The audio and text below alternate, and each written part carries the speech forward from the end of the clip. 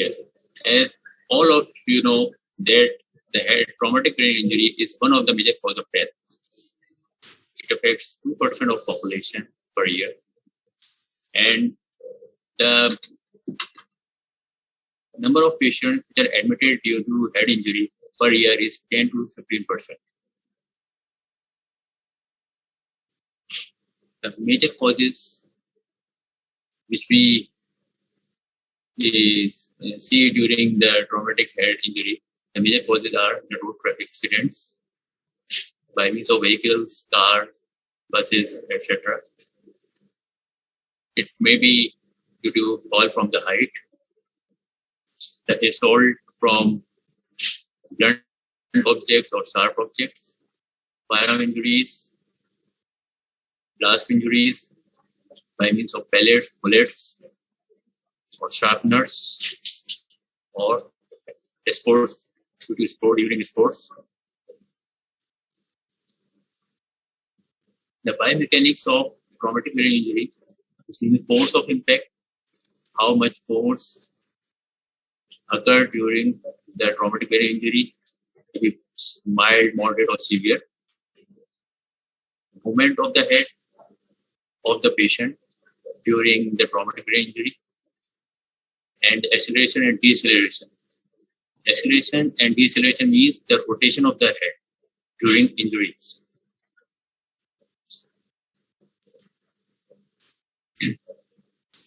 Okay. The classification of traumatic brain injury by means of mechanism, severity, morphology. Sir, आपकी आवाज clear नहीं है. Primary or secondary? Hello. Yes. Sir, voice थोड़ी clear नहीं है आपकी. अपना पास से चेक करो. मेरे पास तो क्लियर है. मेरे पास तो गच आ रही है इनकी वॉइस. आप यहाँ से फुल है. अब देखो अनीस, मेरी आवाज आ रही है आपको? Anees,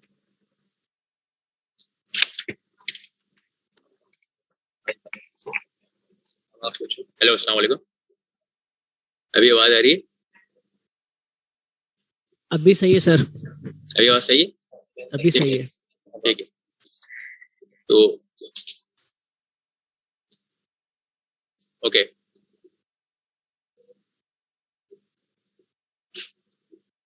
The classification of head injury by means of mechanism, severity,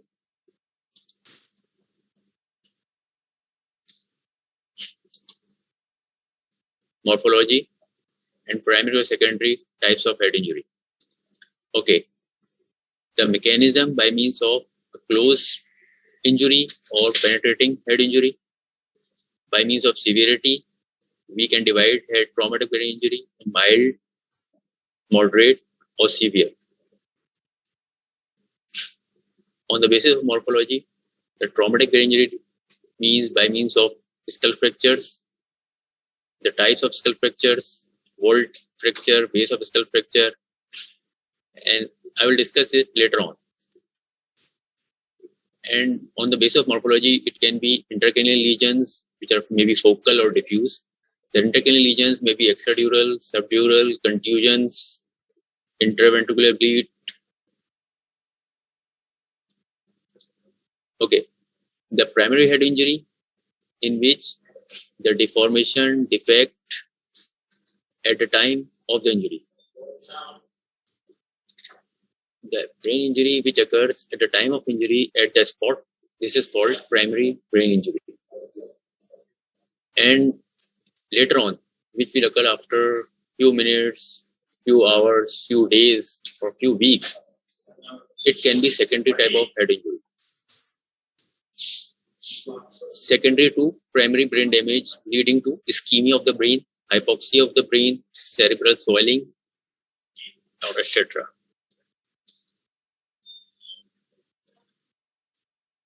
You can look. This is type of the head injury, which is called blunt or closed type, in which there is no open wound over the skull or the head, but you can see only there is bruise is present over the periorbital region.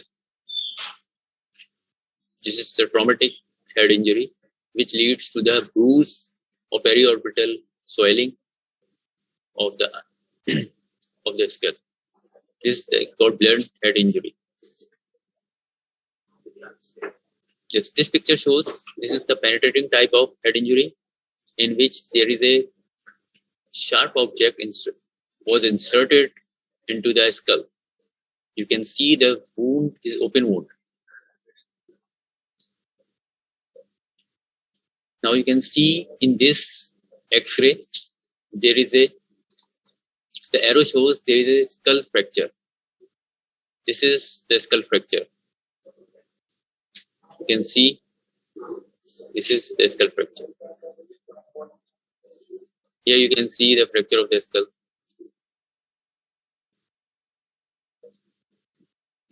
This is the depressed skull fracture. You can see by means of arrows, this is the depressed skull fracture. You can classify skull fractures by means of some morphology by means of hairline skull fracture, depressed skull fracture, or compound head fracture. Compound means there is open fracture.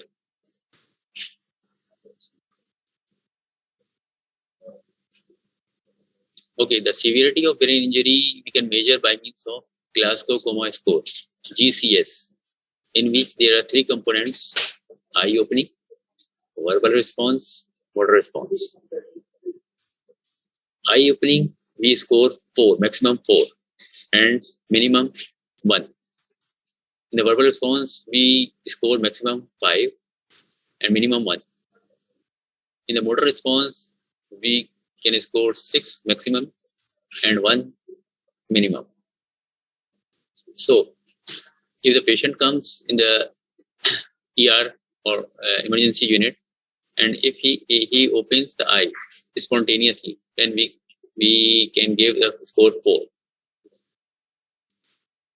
If the eyes are closed and he can open eyes on certain voice and certain command, we can give him 3. If the eyes cannot be opened by means of command, by means of some noise, but opens due to pain, then we give the stimulus of pain. Then we will give 2.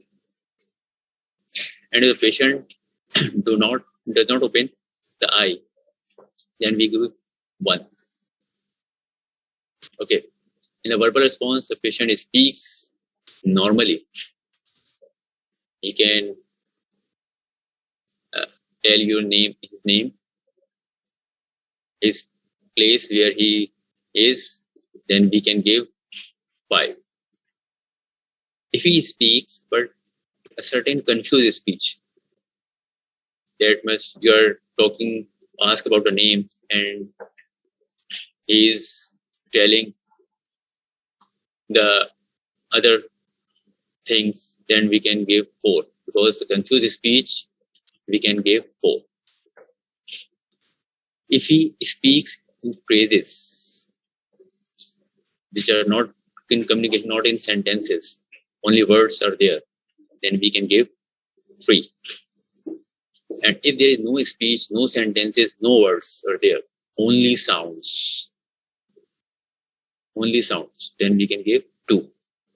And if there is no speech, no sound, then we can give 1. As motor response, a patient obeys command, we can give 6. If he does not obey command, but localizes the pain when you give the stimulus, we can give 5. If he does not localize pain, but he can get away from the pain, we can give 4. If he flex the upper limbs due to pain during the stimulus, then we can give, this is decorticate posturing, we can give 3. And if he extends the upper limbs, decerebrate posturing, we can give 2, and if he doesn't respond, then we can give 1. So the maximum, the score should be 15 out of 15, and the minimum is 3 out of 15.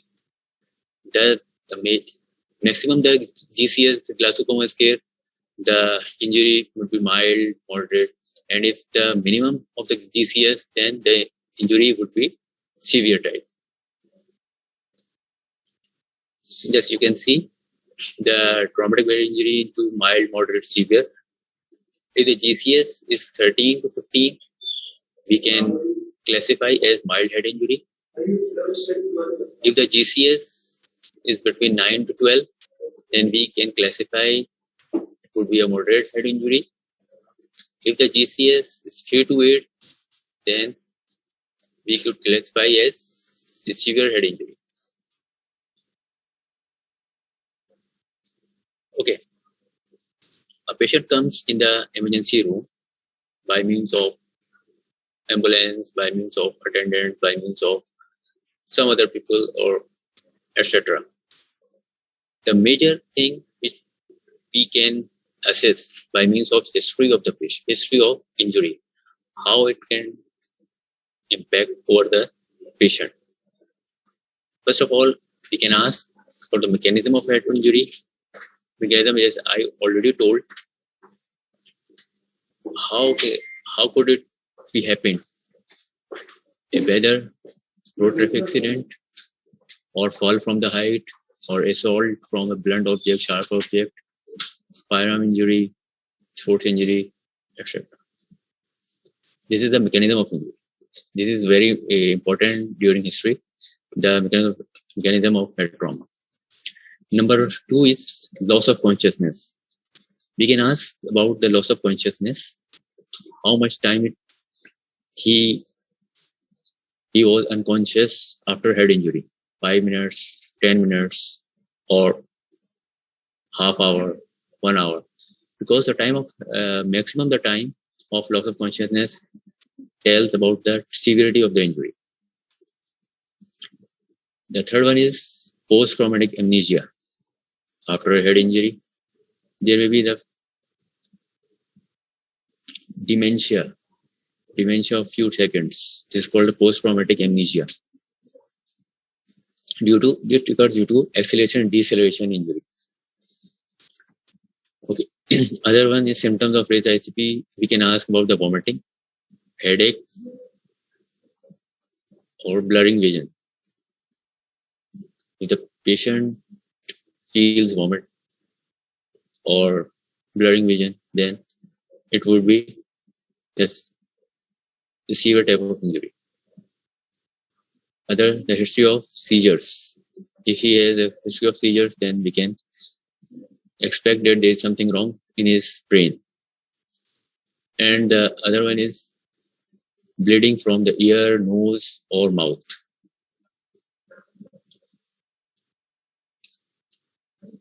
Now, this is a short history which is occurred within 1 minute. You can ask about his trauma mechanism, vomiting, bleed from the mouth, ears, seizures, etc. And now we can jump over the examination. First of all, always we look for the GCS. During assessing GCS, we are maintaining the primary survey, in which of the advanced traumatic life support ATLS program. During assessing the patient, we can also simultaneously do the primary survey. It's airway, breathing, circulation, ABC. Maintaining airway by means of asking question, name. If he responds, then it means that his airway is not compromised. If you are telling everything, then we can assess the breathing and circulation as well. So the GCS, we can look the glaucoma scale about it tells about the severity of the head injury, mild, moderate, severe. And local examination of the wound, as we all of you know, that if there is a head injury, that there is sometimes bruise, sometimes open wounds, open and some abrasions over the skull, over the nearby eyes, periorbital region, posterior auricular region, occipital region, in the neck. This you can see the local wound, examination of the wound. Okay, only. Okay, the pupillary size and response is one of the important examinations in the during head traumatic head injury, because the size of the pupil and response of the pupil depends upon the injury of the brain, which leads to the injury of the brainstem as well. If the brainstem involves raised ICP due to raised ICP or by means of contusions or IC bleed, the pupillary size may be sluggish, dilated, and this means that there may be a severe head injury. Okay, the signs of during examination, we can look over the signs of skull base fracture that I already told you, and I will see the periorbital swelling, periorbital region, posterior auricular swelling or bruises. These are the signs of skull base fracture.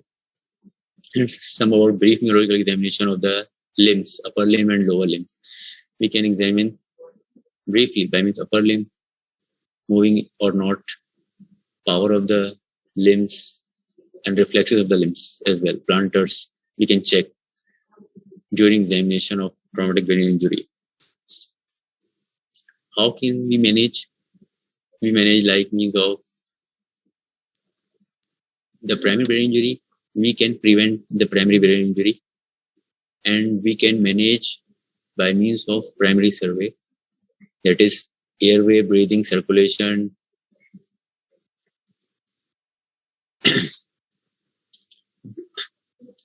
and we can treat the complications which are due to secondary brain injury.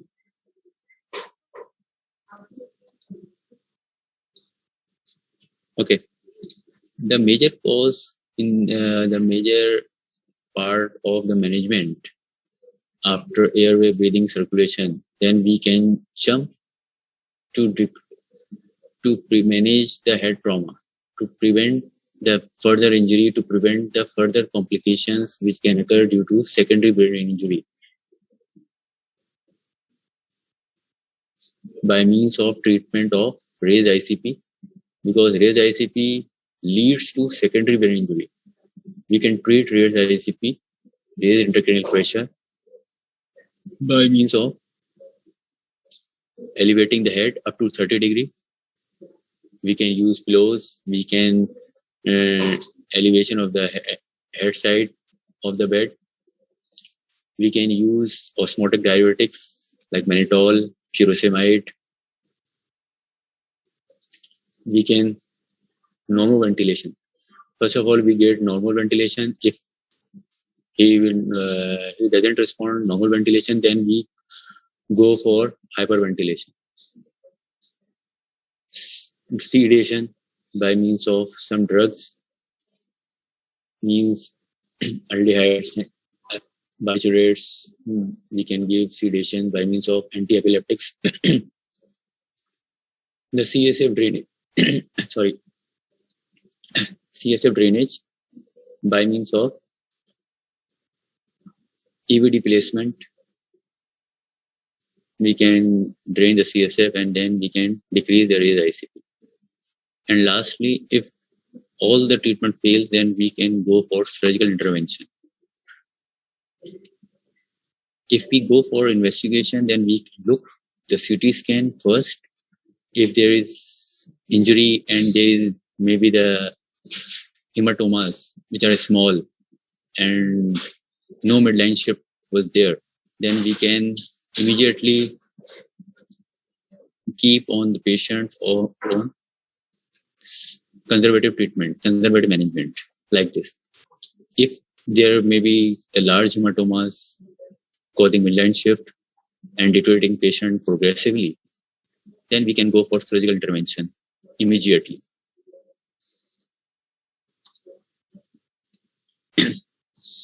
Okay. As I already told you, these hematomas or contusions causing mass effect, causing midline shift, it should be dealt surgically. Here you can see the CT scan brain plane, in which there is a hyperdense signals are present over the right side of the brain. This is right and this is left. The right side of the brain, there is a biconvex lens-shaped hyperdense signals are present over the frontoparietal area. This causing the effacement or blurring of the ipsilateral side of the ventricles. You can see there is the lateral horn of the ventricle is seen here, but here is this is disappeared. This is called effacement of the ventricles by means due to there is a mass effect which pushes this side towards the left. Right side becomes shifted towards left. This is called midline shift because here is a midline. This is a midline. It could be it is going towards left. This is called midline shift. The mass effect pushes the midline towards the opposite side. This is a big extradural epidural hematoma is present. Here you can see this is the preoperative and this is the postoperative. Postoperative, you can see there the hematoma is completely evacuated, and you can see after operation there is a small part of the ventricle is visible here. Means and the midline comes in normal position. Here you can see the midline is shifted towards the left side, but here you can see the midline is in normal position and ventricle is being visible here. Hematoma evacuated completely.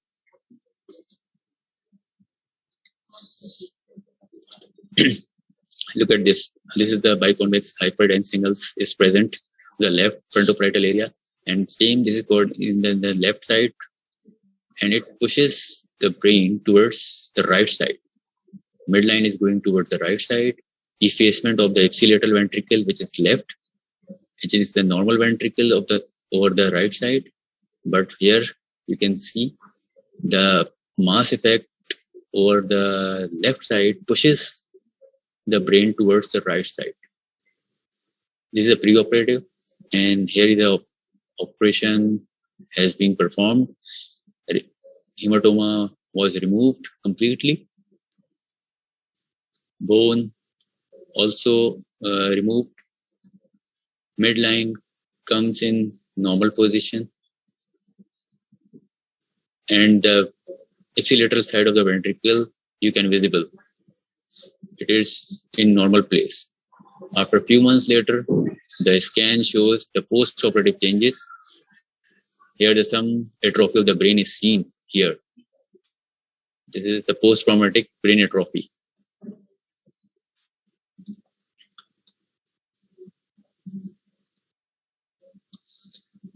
Okay. Here you can see the other CT scan of the brain plane. The hyperdense signals which are crescent shape, showing the effacement of the ipsilateral ventricles, midline shift towards the left side. This is hyperdense signal are present over the right frontoparietal region. The blurring of the or effacement of the cisterns here, and midline shift towards the left side.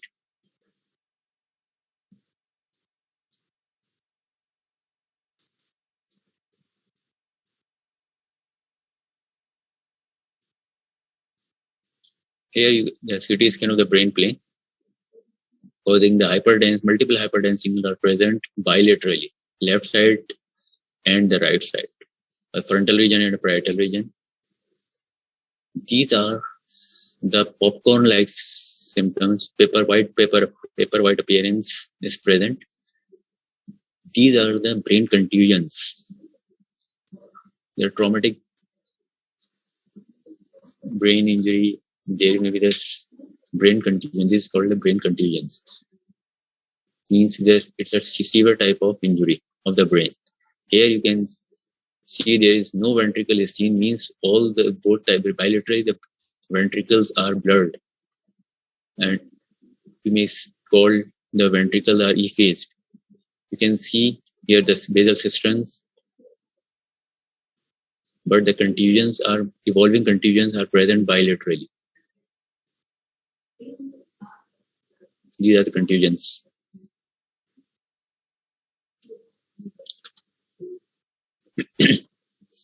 Okay. The skull fracture.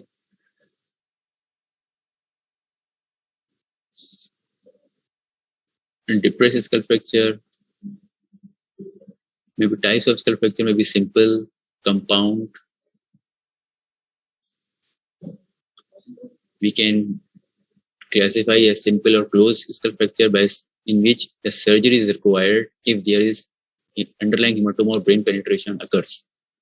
In compound or open fractures, it needs debridement and repair and surgical intervention as soon as possible in open fracture, because in open fractures this leads to meningitis, so we can go for surgery immediately by means of repairing dura, debridement of the wound, and remove the contused part of the brain. In the simple or closed head type of skull fracture, we can give conservatively, manage if there is underlying hematoma is present, causing midline shift, then we go for surgery. Okay. In children, which is about less than 7 years of age, or very young children less than 2 years of age, if he is feeling a trauma over the head by means of fall from the bed, by means of assault, child abuse, then we can see there may be the fracture over the skull, which may be a linear skull fracture. But due to this age, less than 2 years of age, the sutures of the skull in growing phase. The skull is in growing phase, brain is in growing phase. So the fracture would be growing during the growth of the skull. By means of growing skull fracture is the name of the growing skull fracture means it's the misnomer. But the thing is, if the fracture occurs over the suture line, then because the suture cannot be closed due to skull fracture, and due to continuous pulsation of the CSF beneath the arachnoid. Continuous pulsation this is due to continuous pulsation, the suture of the skull cannot be closed immediately at a time. This leads the suture of the skull remains open, and as the size of the skull grows, then the fracture becomes increased in size, brain comes out from the fracture line. This is the emergency, and we can go for surgical repair and close the dura and remove the brain which is contused, so we can repair the growing skull fracture.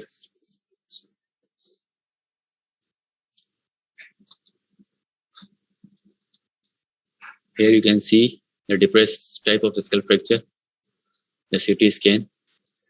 The fracture should be occurs over the frontal region, and there is a subgaleal hematoma. You can see here the hematoma is present. This is a bone window of the CT scan.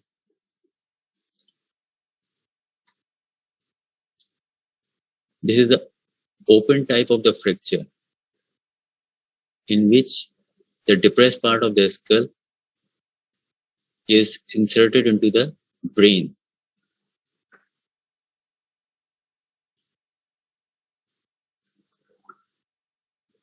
Okay. If the skull base would be fractured, then the patient undergoes certain signs you can assess on the examination by means of raccoon eyes, battle sign, which is post-auricular bruises. Raccoon eyes is a periorbital swelling, periorbital bruise. CSF rhinorrhea, CSF discharge from the nose, or CSF discharge from the ear.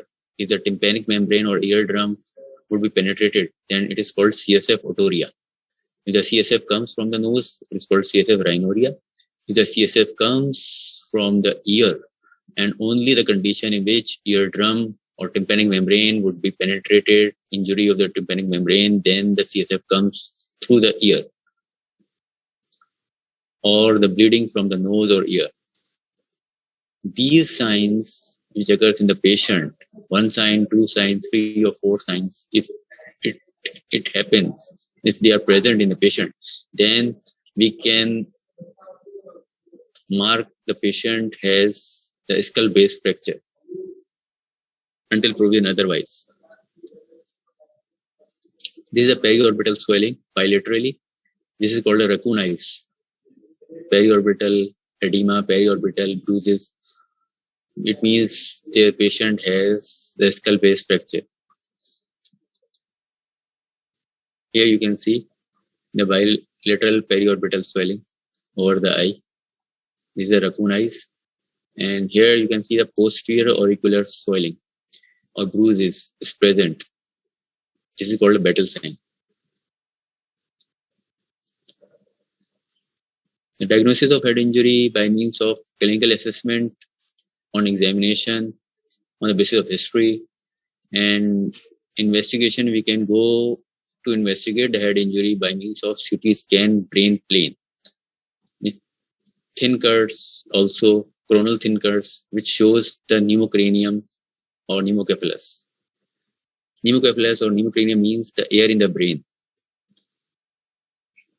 The treatment of the skull base fracture, skull fracture, it depends upon the CSF leakage. If there no surgical intervention is needed, if there is no CSF leakage, it occurs. If the CSF leakage occurs, means rhinorrhea or otorrhea, then we go for surgical intervention as soon as possible, because it leads to meningitis.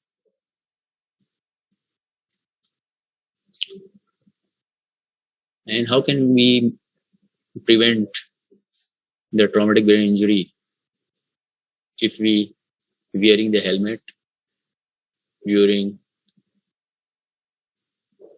riding the bike, if we wearing the seat belt during driving of the car, and we should follow the traffic rules, and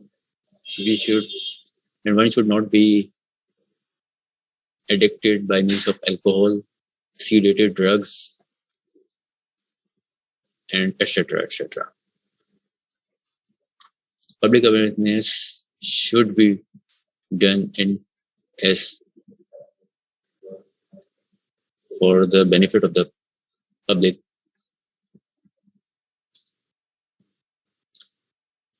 We can prevent the primary brain injury, but we can treat and avoid secondary brain injury by means of treatment of raised ICP, as I already told you, by going for investigation and identify the mass or identify the hematomas in the brain, by treating hypoxia by means of ventilation, normal ventilation, and then go for hyperventilation of the patient.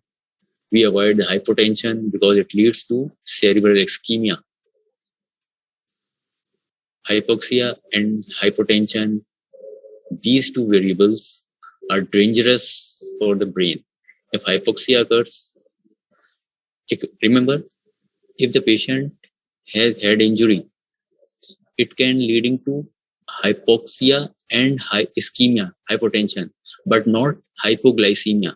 Hypoglycemia doesn't occur during traumatic brain injury. So always remember, the glucose level of the brain would be normal during traumatic brain injury. But the traumatic brain injury, the dangerous signs are hypoxia and hypotension. these should be prevented, should be treated on immediate purpose, immediate line. And then we go for identification of the hematomas by means of CT scan brain. And we also manage the raised ICP.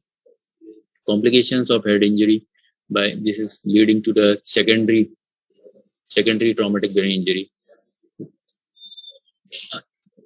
Apart from these, there may be a meningitis, impaired cognitive functions, dementia, amnesia, hydrocephalus, CSF leakage, fits, seizures, epilepsy, carotid cavernous fistulas, and chronic subdural hematomas, and the patient may be bedridden, persistent vegetative state. These are the complications which occurs after the severe brain injury. Thank you.